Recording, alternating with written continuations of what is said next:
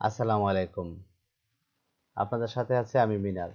Adobe Photoshop বাংলার আজকে তৃতীয় পর্ব। যারা প্রথম এবং দ্বিতীয় পর্বটি দেখেননি তারা আমাদের ইউটিউব চ্যানেলের এখানে দুইটি পর্ব দেওয়া আছে, ক্লাস 1 এবং পার্ট 1 এবং পার্ট 2, অবশ্যই দেখে নেবেন। আমি এই ভিডিওর আই বাটনে এবং প্রিন্ট স্ক্রিনে দেওয়ার চেষ্টা করব। সো এখন আমি আমার অ্যাডোবি ফটোশপে আসলাম। আজকে অবশ্যই টাইটেল দেখে বুঝে গেছেন আজকে কথা বলবো মার্কি টুল নিয়ে। প্রথম আমরা যদি একটি ফাইল নিয়ে নিই, ফাইলে ক্লিক করে নিউ ট্যাব, যে কোনো একটি সাইজ নিয়ে আপনি ওকে প্রেস করে, সো এখানে প্রথম অবস্থায় এই অবস্থা থাকবে। কাজের সুবিধার্থে আমি এটা ছোট করে নিচ্ছি। এ হচ্ছে আমাদের মার্কি টুল, মার্কি রেক্টেঙ্গেল মার্কি টুল। এটা যদি আমি শর্টকাটে এম প্রেস করি তাহলে এখানে চলে যাব। এখানে আসার পর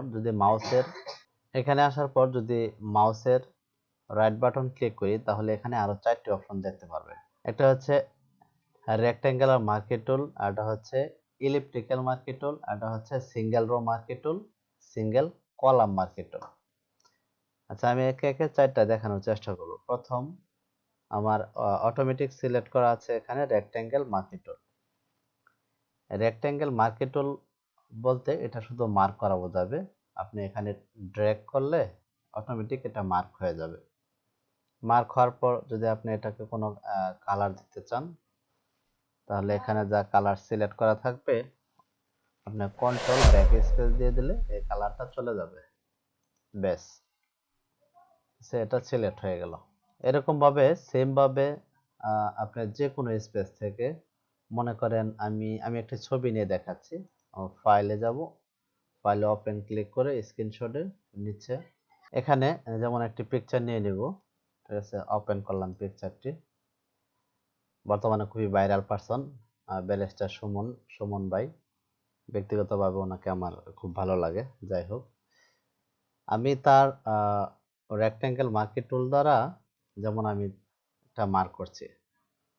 ঠিক আছে, এরকম মার্ক করার পর জাস্ট এখানে মুভ টুলের মাধ্যমে আমি এটা যে কোনো জায়গায় নিয়ে যেতে পারবো। এক্সাম্পল, এখানে ক্লিক করলেই আপনি যদি এখানে আনতে চান জাস্ট ড্র্যাগ করবেন, যে কোনো জায়গায় চলে যাবে। আমি একটু বড় করে নিচ্ছি।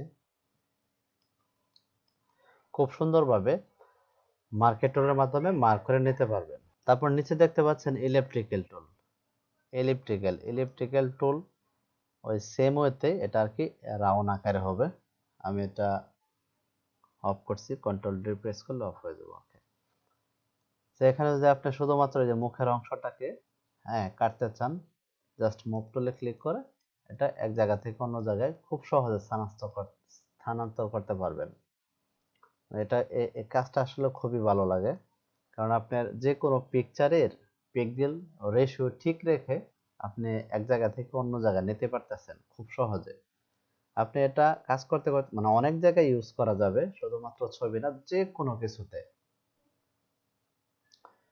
আচ্ছা, তারপর হচ্ছে নিচের এখানে আছে সিঙ্গেল র মার্কি টুল। যেমন এটা সিলেক্ট করলে আপনার ছবির মাঝখানে বা এটা বোঝার জন্য, দুই পাশে সমান আছে কিনা, এজন্য আপনি দুটি র কলাম নিয়ে এটা কাজ করতে পারবেন। মাঝ বরাবর এটা রেখে আপনার ছবি বা পিকচার বা আপনার থাম্বনেল যে কোনো কিছু মেক করার পর, ঠিক আছে, এটা জাস্ট আপনি খালি সরিয়ে দিবেন। ঠিক আছে, বোঝার জন্য আপনি এটা খুব সুন্দরভাবে ব্যবহার করতে পারেন। ঠিক আছে, এই ছিল আমাদের রেক্টেঙ্গেল মার্কি টুলের কাজ। ঠিক আছে, আমরা ডে বাই ডে আরো জানবো একের পর এক সবগুলি টুলের কাজ শেখার পর। তারপর আমরা যে কোনো ছবি দিয়ে বা থাম্বনেল বানানোর কাজ বা বিভিন্ন কাজ করে করে দেখব। ঠিক আছে, যারা এখন আমাদের চ্যানেলটি সাবস্ক্রাইব করেন অবশ্যই চ্যানেলটি সাবস্ক্রাইব করে দিবেন। আজকের এই ভিডিওটা এই পর্যন্তই।